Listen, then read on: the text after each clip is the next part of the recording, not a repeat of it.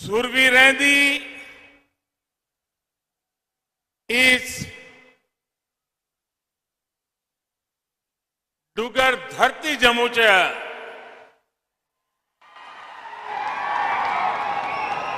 तुसे सारे बहन प्राएगी मेरा नमस्कार।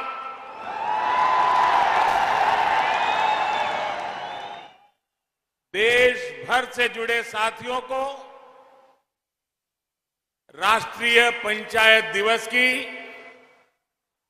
बहुत बहुत शुभकामनाएं। आज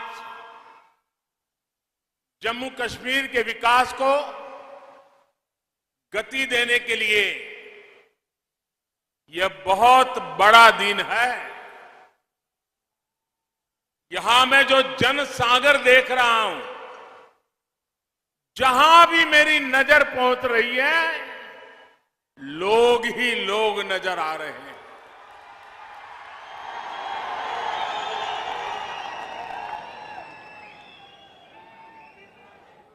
शायद कितने दशकों के बाद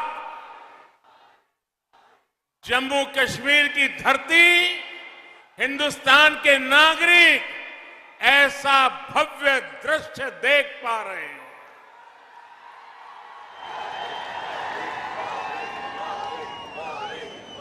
ये आपके प्यार के लिए, आपके उत्साह और उमंग के लिए,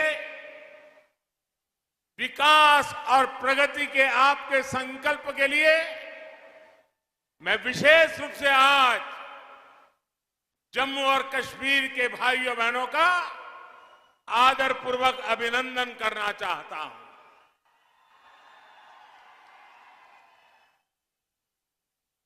साथियों,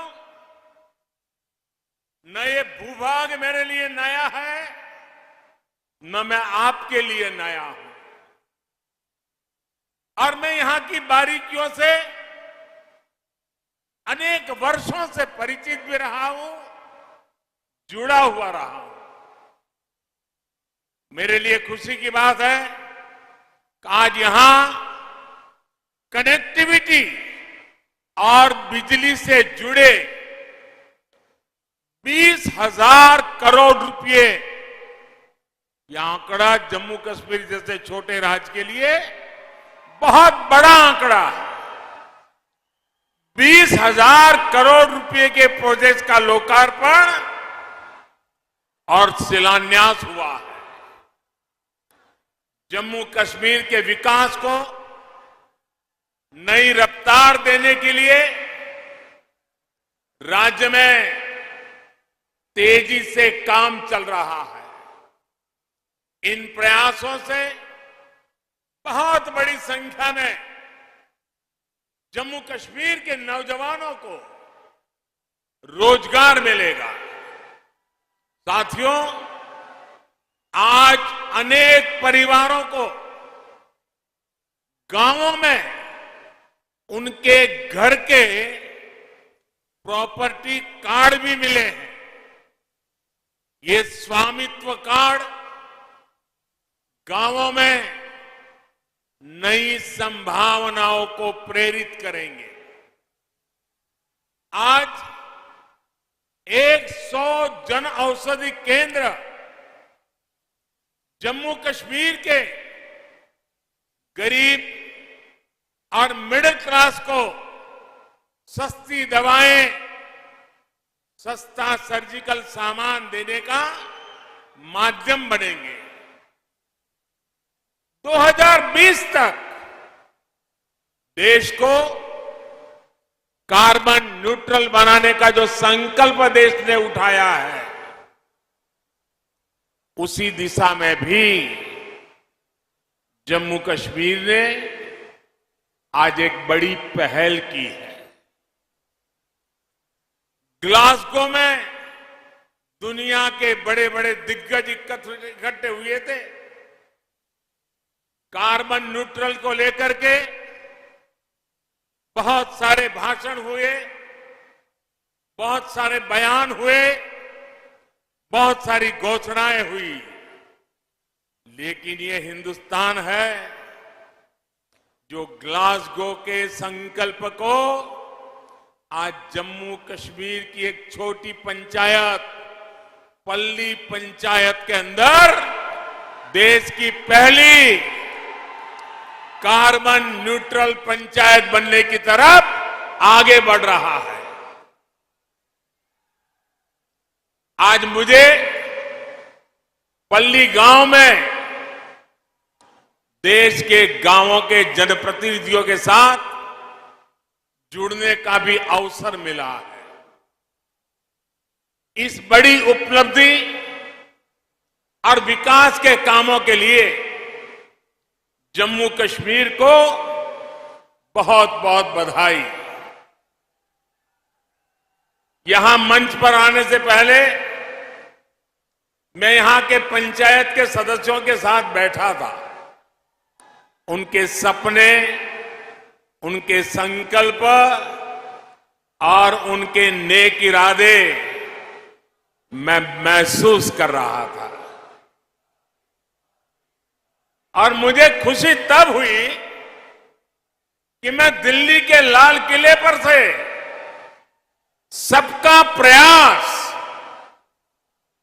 ये बोलता हूं, लेकिन आज जम्मू कश्मीर की धरती ने, पल्ली के नागरिकों ने सबका प्रयास क्या होता है ये मुझे करके दिखाया है। यहां के पंच सरपंच मुझे बता रहे थे कि जब यहां में एक कार्यक्रम का आयोजन तय हुआ तो सरकार के लोग आते थे, कॉन्ट्रैक्टर्स आते थे, सब बनाने वाले। अब यहां तो कोई ढाबा नहीं है, यहां तो कोई लंगर नहीं चलता है। ये लोग आ रहे तो उनको खाने का क्या करें? तो मुझे यहां के पंच सरपंच ने बताया कि हर घर से,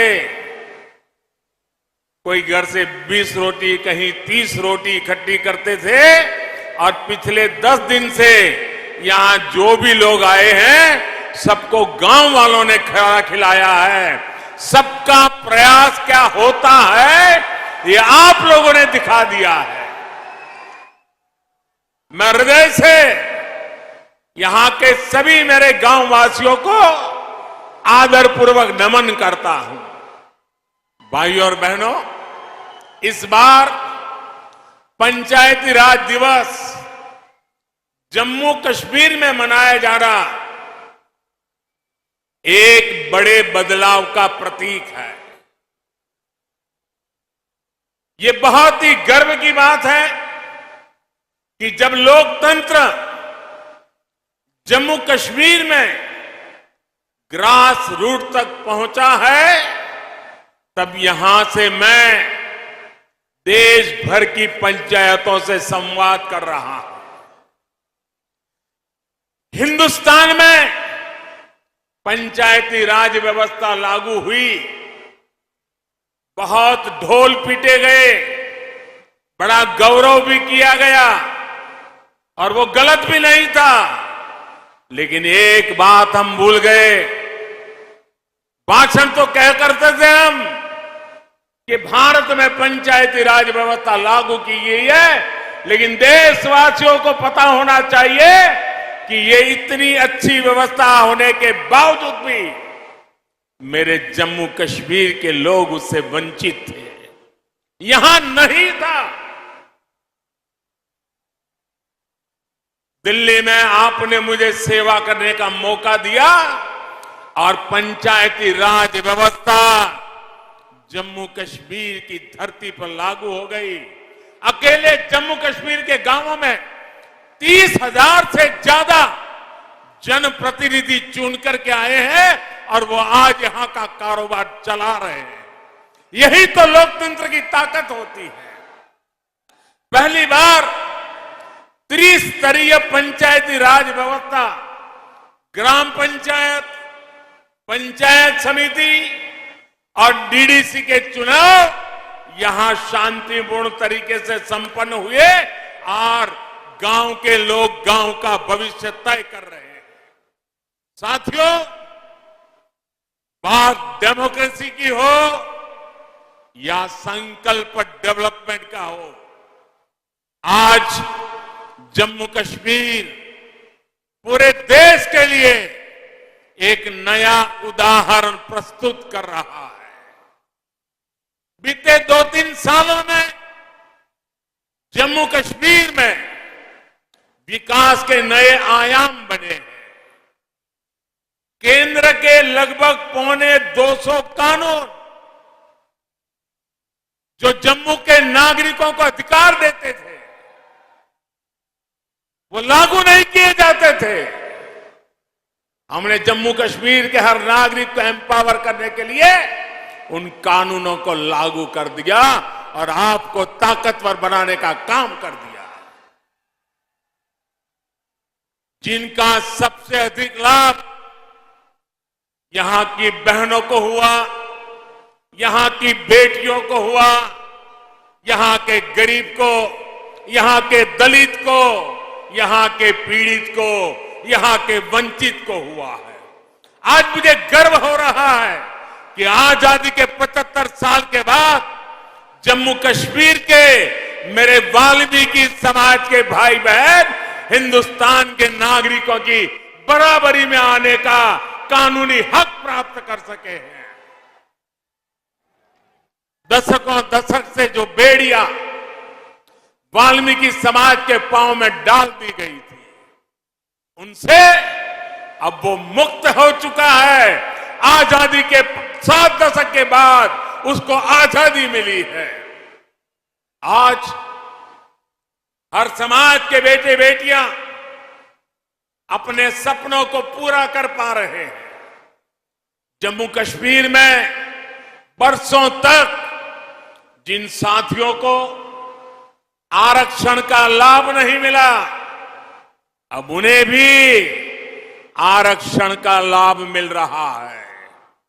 आज बाबा साहब की आत्मा जहां भी होगी, हम सबको आशीर्वाद देती होगी कि हिंदुस्तान का एक कोना इससे वंचित था। मोदी सरकार ने आकर के बाबा साहब को सपनों को भी पूरा किया है। भाई, केंद्र सरकार की योजनाएं अब यहां तेजी से लागू हो रही है, जिसका सीधा फायदा जम्मू कश्मीर के गांवों को हो रहा है। एलपीजी गैस कनेक्शन हो, बिजली कनेक्शन हो, पानी कनेक्शन हो, स्वच्छ भारत अभियान के तहत टॉयलेट्स हो, इसका बड़ा लाभ जम्मू कश्मीर को मिला है। साथियों, आजादी के अमृतकाल यानी आने वाले 25 साल में नया जम्मू कश्मीर विकास की नई गाथा लिखेगा। थोड़ी देर पहले यूएई से आए, अबू धाबी से आए, दुबई से आए एक डेलीगेशन से बातचीत करने का मुझे अवसर मिला है। वो जम्मू कश्मीर को लेकर बहुत उत्साहित है।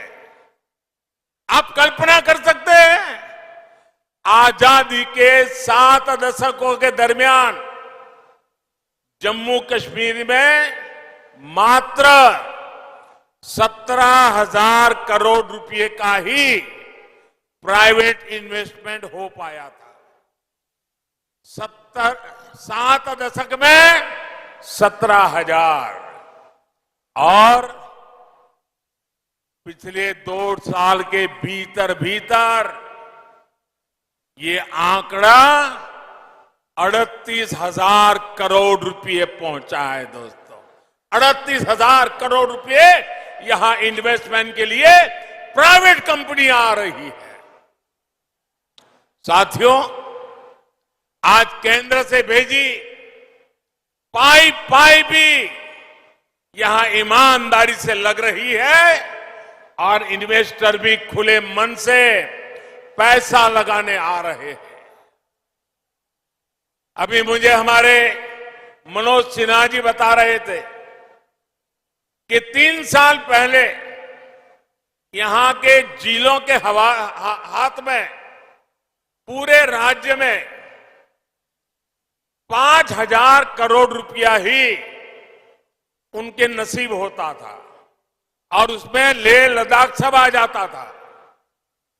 उन्होंने कहा छोटा सा राज्य है, आबादी कम है, लेकिन पिछले 2 साल में जो गति आई है, इस बार बजट में जिलों के पास 22,000 करोड़ रुपए सीधे सीधे पंचायतों के पास विकास के लिए दिए जा रहे हैं। इतने छोटे राज्य में ग्रास रूट लेवल की डेमोक्रेटिक सिस्टम के द्वारा विकास के काम के लिए कहां 5,000 करोड़ और कहां 22,000 करोड़ रुपए ये काम हुआ है। भाइयों, आज मुझे खुशी है, रतले पावर प्रोजेक्ट और क्वार पावर प्रोजेक्ट जब बनकर तैयार होंगे तो जम्मू कश्मीर को पर्याप्त बिजली तो मिलेगी ही। जम्मू कश्मीर के लिए बिजली एक कमाई का बहुत बड़ा नया क्षेत्र खुलने वाला है, जो जम्मू कश्मीर को नई आर्थिक ऊंचाइयों की ओर ले जाएगा। अब देखिए, कभी दिल्ली से एक सरकारी फाइल चलती थी, जरा मेरी बात समझना, दिल्ली से एक सरकारी फाइल चलती थी तो जम्मू कश्मीर पहुंचते पहुंचते 2-3 हफ्ते लग जाते थे। मुझे खुशी है कि आज 500 किलोवाट का सोलर पावर प्लांट सिर्फ 3 हफ्ते के भीतर यहां लागू हो जाता है, बिजली पैदा करना शुरू करता है। पल्ली गांव के सभी घरों में अब सोलर बिजली पहुंच रही है। ये ग्राम ऊर्जा स्वराज का भी बहुत बड़ा उदाहरण बना है। काम के तौर तरीकों में यही बदलाव जम्मू कश्मीर को नई ऊंचाइयों पर ले जाएगा। साथियों, मैं जम्मू कश्मीर के नौजवानों को कहना चाहता हूं, साथियों मेरे शब्दों में भरोसा कीजिए। घाटी के नौजवान आपके माता पिता को, आपके दादा दादी को, आपके नाना नानी को जिन मुसीबतों से जिंदगी जीनी पड़ी, मेरे नौजवान आपको कभी भी ऐसी मुसीबतों से जिंदगी जीनी नहीं पड़ेगी। ये मैं करके दिखाऊंगा, ये मैं आपको विश्वास दिलाने आया हूं।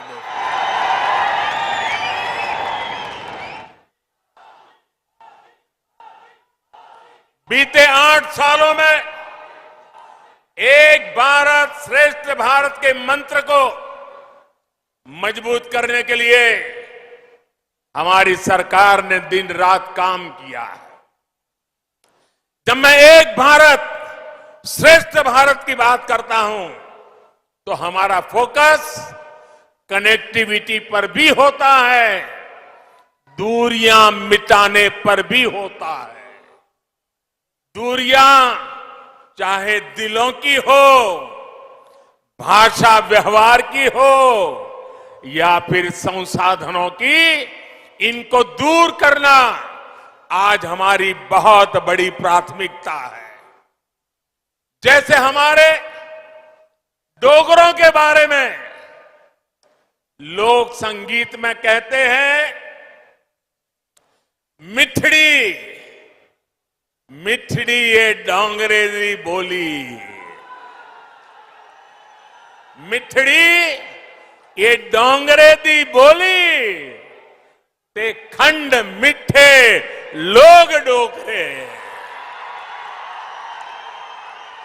ऐसी ही मिठास, ऐसी ही संवेदनशील सोच देश से के लिए एकता की ताकत बनता है और दूरियां भी कम होती है। भाई और बहनों, हमारी सरकार के प्रयास से अब बनिहाल कांजीगुट टनल से जम्मू और श्रीनगर की दूरी 2 घंटे कम हो गई। उधमपुर, श्रीनगर, बारामूला को लिंक करने वाला आकर्षक आर्क ब्रिज भी जल्द देश को मिलने वाला है। दिल्ली अमृतसर कटरा हाईवे भी दिल्ली से मां वैष्णो देवी के दरबार की दूरी को बहुत कम करने वाला है। और वो दिन दूरा नहीं होगा जब कन्याकुमारी की देवी वैष्णो देवी से एक सड़क से मिलने वाले हैं। दोस्तों, जम्मू कश्मीर हो, लेह लद्दाख हो, हर तरफ से एक कोशिश की जा रही है कि जम्मू कश्मीर के ज्यादातर हिस्से 12 महीने देश से कनेक्टेड हो। सरहदी गांवों के विकास के लिए भी हमारी सरकार प्राथमिकता के आधार पर काम कर रही है। हिंदुस्तान भर की सरहदों के आखिरी गांव के लिए वाइब्रेंट विलेज योजना इस बार बजट में मंजूर की गई है। उसका लाभ हिंदुस्तान के सभी आखिरी गांवों को जो सीमा पर सटे हुए हैं वो वाइब्रेंट विलेज के तहत मिलेगा। इसका अधिक फायदा पंजाब को, जम्मू कश्मीर को भी मिलने वाला है। साथियों, आज जम्मू कश्मीर सबका साथ, सबका विकास का भी एक उत्तम उदाहरण बनता जा रहा है। राज्य में अच्छे और आधुनिक अस्पताल हो, ट्रांसपोर्ट के नए साधन हो, उच्च शिक्षा के संस्थान हो, यहां के युवाओं को ध्यान में रखते हुए योजनाओं को लागू किया जा रहा है। विकास और विश्वास के बढ़ते माहौल में जम्मू कश्मीर में टूरिज्म फिर से फलने फूलने लगा है।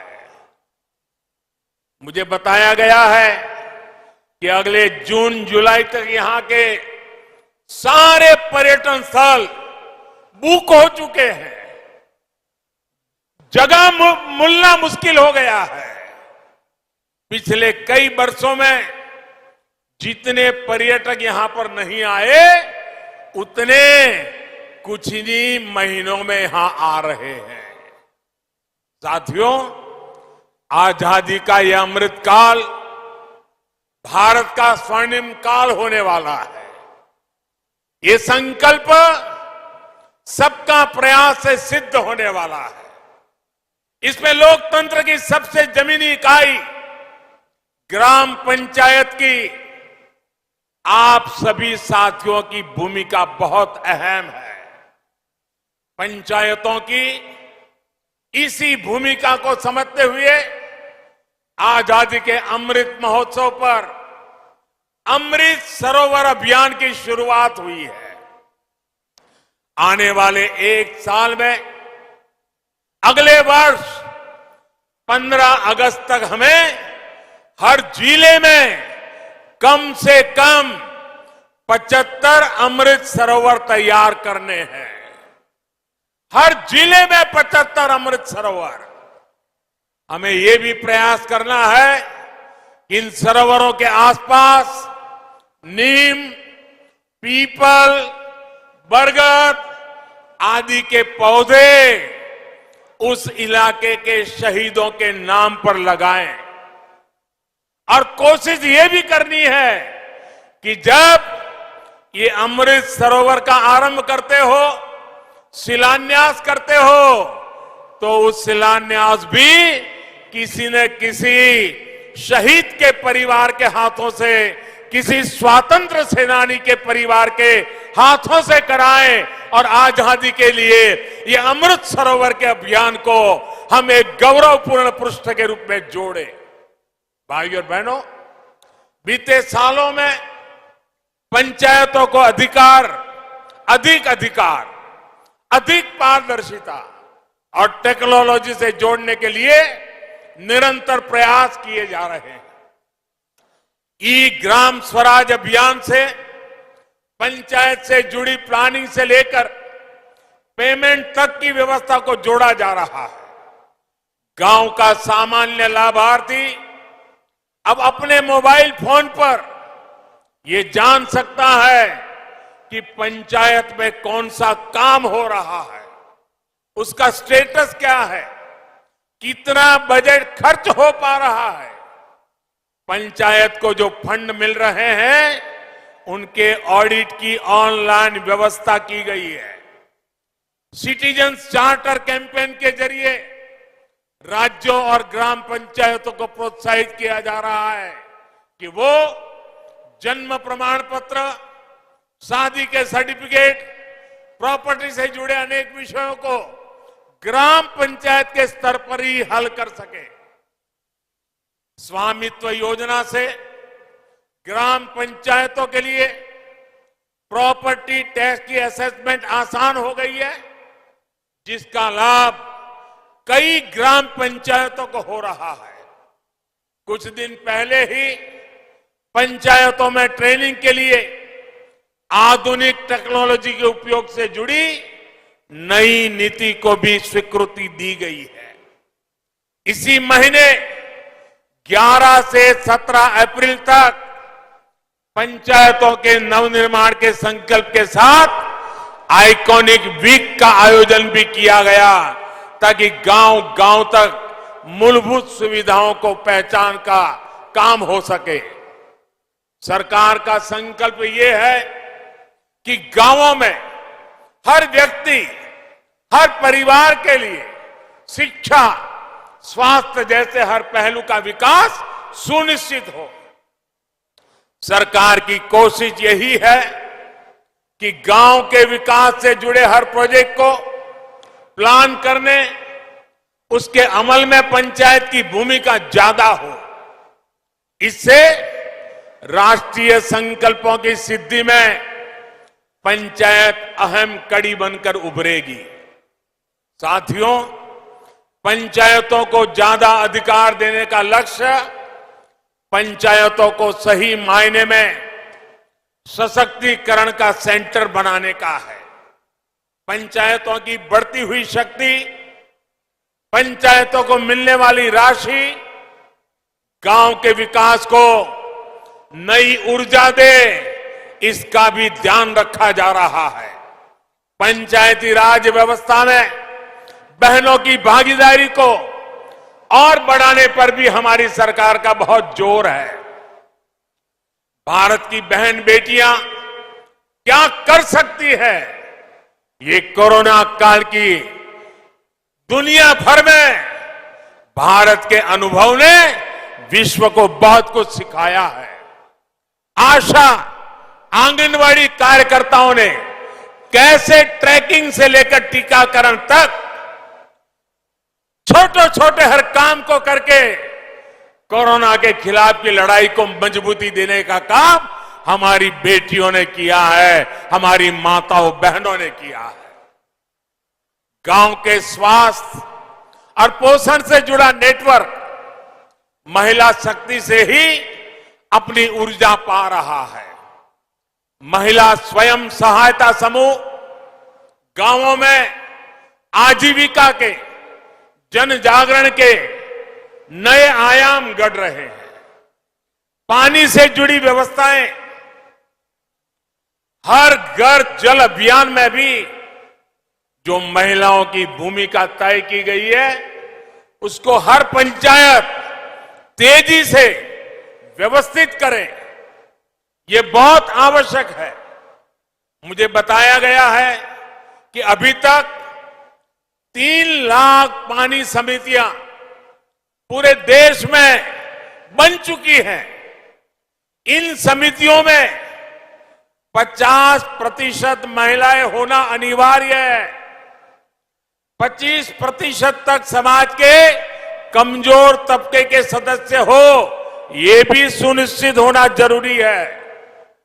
अब गांव में नल से जल तो पहुंच रहा है, लेकिन साथ साथ इसकी शुद्धता, इसकी निरंतर सप्लाई, इसको सुनिश्चित करने के लिए महिलाओं को ट्रेन करने का काम भी पूरे देश में चल रहा है।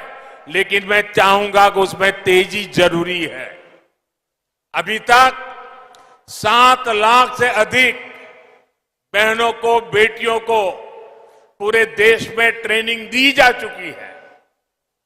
लेकिन मुझे इस दायरे को भी बढ़ाना है, गति को भी बढ़ाना है।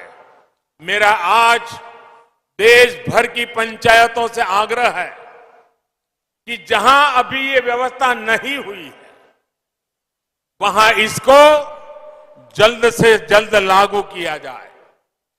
गुजरात में लंबे अरसे तक मैं मुख्यमंत्री रहा और मैंने अनुभव किया है कि जब मैंने गुजरात में पानी का काम महिलाओं के हाथ में दिया, गांवों में पानी की व्यवस्था की चिंता महिलाओं ने इतनी बखूबी की, क्योंकि पानी न होने का मतलब क्या होता है वो महिलाएं ज्यादा समझती है।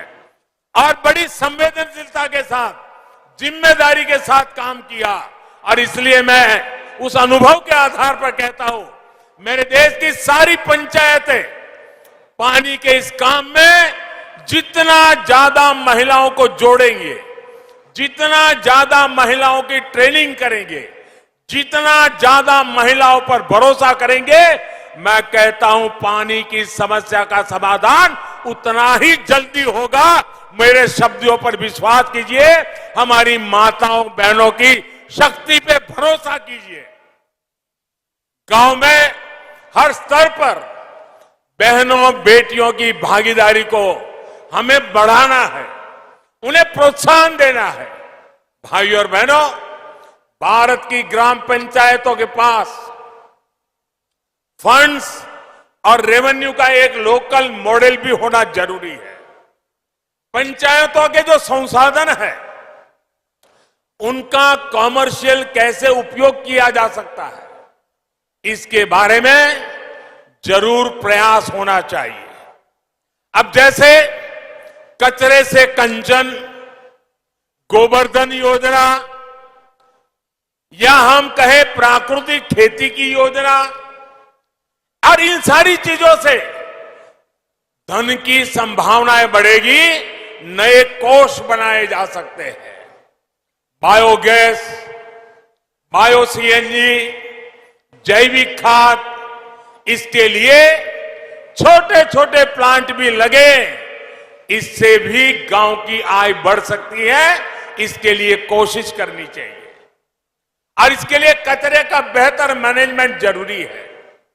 मैं आज गांव के लोगों से, पंचायत के लोगों से आग्रह करूंगा कि दूसरे एनजीओ के साथ मिलकर के और संगठनों के साथ मिलकर के आपको रणनीति बनानी होगी, नए नए संसाधन विकसित करने होंगे। इतना ही नहीं, आज हमारे देश में ज्यादातर राज्यों में 50% बहनें प्रतिनिधि हैं, कुछ राज्यों में 33% से भी ज्यादा है। मैं खास आग्रह करूंगा, घरों से जो कचरा निकलता है, गीला और सूखा, ये अलग घर में ही करने की आदत डाल दी जाए। उसको अलग करके करें, आप देखिए वो कचरा आपके यहां सोने की तरह काम आना शुरू हो जाएगा। इस अभियान को गांव के स्तर पर मुझे चलाना है और मैं आज देश भर के पंचायत के लोग मेरे से जुड़े हुए हैं, तो मैं इसका भी आग्रह करूंगा। साथियों, पानी का सीधा संबंध हमारी खेती से है, खेती का संबंध हमारे पानी की क्वालिटी से भी है। जिस प्रकार से केमिकल हम खेतों में डाल रहे हैं और उससे हमारी धरती माता की शहद को बर्बाद कर रहे हैं, हमारी मिट्टी खराब हो रही है। और जब पानी, वर्षा का पानी भी नीचे उतरता है तो उस केमिकल लेकर के नीचे जाता है और वही पानी हम पीते हैं, हमारे पशु पीते हैं, हमारे छोटे छोटे बच्चे पीते हैं। बीमारियों की जड़ें हम ही लगा रहे हैं और इसलिए हमें अपनी इस धरती मां को केमिकल से मुक्त करना ही होगा, केमिकल फर्टिलाइजर से मुक्त करना होगा। और इसके लिए प्राकृतिक खेती की तरफ हमारा गांव, हमारा किसान बढ़ेगा तो पूरी मानवता को लाभ होगा। ग्राम पंचायती स्तर पर कैसे प्राकृतिक खेती को हम प्रोत्साहित कर सकते हैं, इसके लिए भी सामूहिक प्रयासों की आवश्यकता है। भाइयों और बहनों, प्राकृतिक खेती का सबसे अधिक लाभ अगर किसी को होगा तो वो मेरे छोटे किसान भाइयों बहनों को होने वाला है। इनकी आबादी देश में 80% से अधिक है। जब कम लागत में अधिक फायदा होगा तो ये छोटे किसानों के लिए बहुत प्रोत्साहन देगा। बीते सालों में केंद्र सरकार की नीतियों का सबसे अधिक लाभ हमारे इन छोटे किसानों को हुआ है। पीएम किसान सम्मान निधि से हजारों करोड़ रुपए इसी छोटे किसान के काम आ रहे हैं।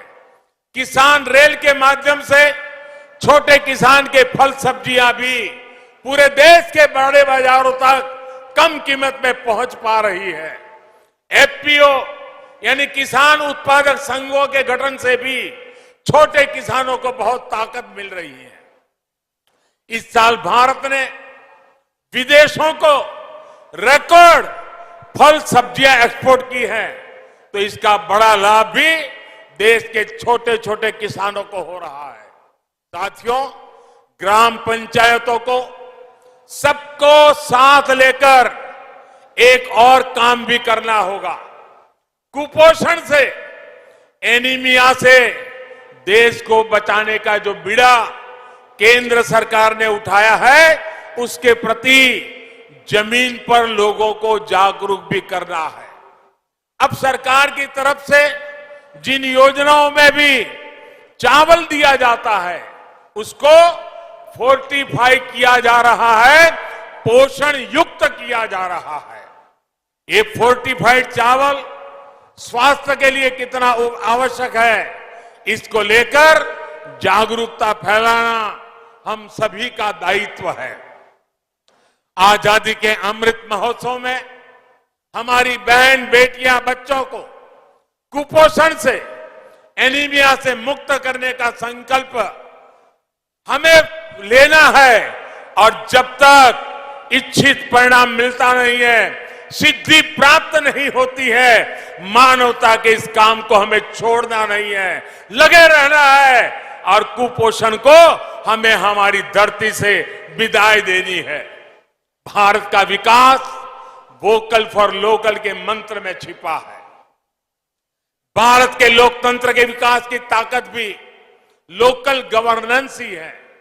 आपके काम का दायरा भले ही लोकल है, लेकिन इसका सामूहिक प्रभाव वैश्विक होने वाला है। लोकल की इस ताकत को हमें पहचानना है। आप अपनी पंचायत में जो भी काम करेंगे उससे देश की छवि और निखरे, देश के गांव और सशक्त हो, यही मेरी आज पंचायत दिवस पर आप सबसे कामना है। एक बार फिर जम्मू कश्मीर को विकास कार्यों के लिए मैं बहुत बहुत बधाई देता हूं और देश भर में लाखों की तादाद में चुने हुए जनप्रतिनिधियों को मैं कहना चाहूंगा, पंचायत हो या पार्लियामेंट, कोई काम छोटा नहीं है। अगर पंचायत में बैठ करके मैं मेरे देश को आगे ले जाऊंगा, इस संकल्प से पंचायत को आगे बढ़ाएंगे तो देश को आगे बढ़ने में देर नहीं होगी।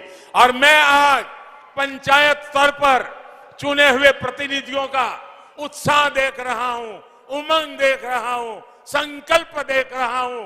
मुझे पूरा भरोसा है कि हमारी पंचायत राज व्यवस्था भारत को नई ऊंचाई पर ले जाने की एक सशक्त माध्यम बनेगा। और उस शुभकामनाओं के साथ मैं आपको बहुत बहुत शुभकामनाएं और धन्यवाद देता हूं। मेरे साथ दोनों हाथ ऊपर करके पूरी ताकत से बोलिए, भारत माता की, भारत माता की, भारत माता की। बहुत बहुत धन्यवाद।